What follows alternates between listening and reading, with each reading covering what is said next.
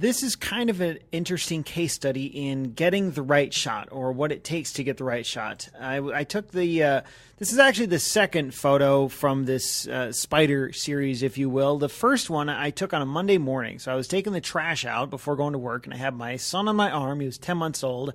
And I saw this spider who'd built this gigantic web up in the corner of our house. Not of our house, but like where on the outside of the house, where the eave from the roof hangs over. This web was between that, sort of hanging down and attached to the side of the garage. And it looked really cool, especially with that little floodlight in the back. And so I ran in, I grabbed my camera. Because I had my son on my arm, it was hard to take pictures one-handed with that giant clunky D200, which is, if you're considering getting a mirrorless camera, this is one good reason to do it. DSLRs are kind of big and clunky, especially when you attach a big old lens. Thankfully, the 50mm lens is pretty small and light. But anyway, I got the tripod out because I wanted to take a few shots, and I was decently happy with them. I mean, they weren't great, but the tripod is nice. It lets you use a slightly longer exposure and sort of frame things up really nice. But I kind of wanted to move around a little bit more, and that wasn't really possible with my kid on my arm. So whatever. I mean, I was decently happy with the shots. But later that night, I just happened to be outside, and I saw that the spider was still there. And I thought, great, now's the chance to redo it, sort of retake the shot that I tried to get that I didn't really quite get the first time, and had a little more control over the light. Earlier in the morning, the sun was starting to come up, and so I was losing this inky black night. And this shot that you're looking at here was taken at about 9:30 at night. So it was only getting darker, and I had plenty of time to work with. I also like that on this shot, the spider had its legs extended, whereas on the original shot, and if you click through to the blog, I have a link to the original picture on the blog, but the original picture, his legs were sort of closed in, and it didn't have the same effect as this shot where his legs are extended. So I like that. Anyway, I got my D7100 instead of my D200 because in case I needed to crop down, if I couldn't get close enough, I would have had to crop quite a bit. And there's just more room to crop when you have 24 megapixels. So I got the D7100, the 50. I got a step stool instead of a tripod, and I went to town. I was moving all around, kind of trying from one angle and another angle, and I tried going on the opposite side of him, looking at him from like the belly side. And just tried a lot of different things here. I knew kind of what I wanted to achieve, which is almost exactly what you see here. That's what I was looking for. And I just tried a lot of different things to get that, and to try a few other things as well. There were a couple tricky elements, like what angle to shoot at, how to balance the lighting. The only source of light here is this floodlight, but I didn't want that floodlight to overpower the spider. I wanted it to highlight the spider. What ISO do I shoot at? What about the shooting mode? These are all questions that were kind of going through my mind, and I didn't want the spider alone. I wanted to put the spider in some greater context, which I talk about here a lot on this blog. And that's why I wanted to put that light in there. Not just the spider illuminated with some sort of glow, but I wanted to show the light and to get the sense of there's more going on here than just a spider on a web. The tricky part, though, was how to expose it properly. I didn't adjust this much in post. I had to get it decently right the first time.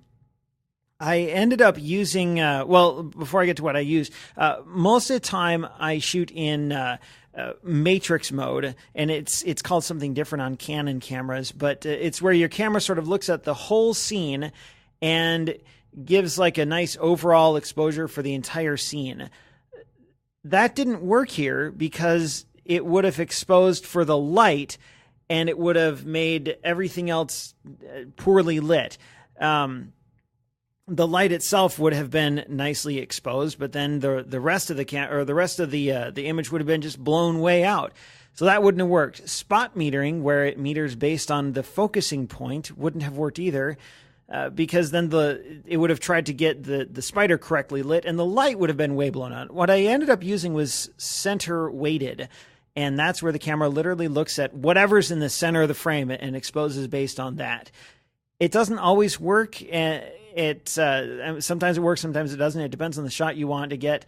But I had to play around with the exposure modes a little bit, or the metering modes, to finally get what I want. I shot this in aperture priority because I needed a fast enough shutter to get a sharp image. The wind was blowing just a little bit, so I think I shot at 125th of a second, or I shot at f4 at 125th of a second, and I think it was ISO 400. So overall, I'm pretty happy with this shot. But it was sort of an exercise in how to meter properly. If you've never tried that before, and that's sort of the lesson, the takeaway from this one is play around with the metering mode on your camera. If you have a backlit subject, if you're taking a picture of someone and there's a bright sun behind them, change it to center weighted or center weighted metering or spot metering. So it meters for exposure based on where you're focusing. And that can help with situation where your subject might be overly backlit. But there's different things to try with the metering mode on your camera. It's there. If you have a DSLR or even a fancy point and shoot, you can adjust the metering mode, but a lot of people don't try it or maybe don't know what it does. I would suggest you try it and play around with it a little bit, see how it affects the outcome of your shots. Knowing how to use the metering mode can help you get the shot you want, not necessarily the shot that your camera thinks you want. Finally, on one last thing I want to say about this, the reason I shot this intentionally from a low angle is I think it conveys a sense of power and reverence almost for the subject. I was thinking when I shot this of the opening shot of Star Wars Episode 4, A New Hope, where the Star Destroyer, this Imperial Star Destroyer, looms over the camera. It comes in very slow from the top of the camera, and you get this sense just by watching it happen that whoever built this ship, whoever is controlling and commanding this ship, is a powerful entity not to be trifled with. And it gives you a sense of the power and scope and scale of the Empire. And you can create that mood in your shots. How you frame your shot and the angle at which you shoot can have different effects on your viewer. And so that's sort of my challenge to any of you who are maybe looking to try something different is try taking a familiar subject and shooting it from different angles. Shoot it from above or below or maybe a side that you might not normally see.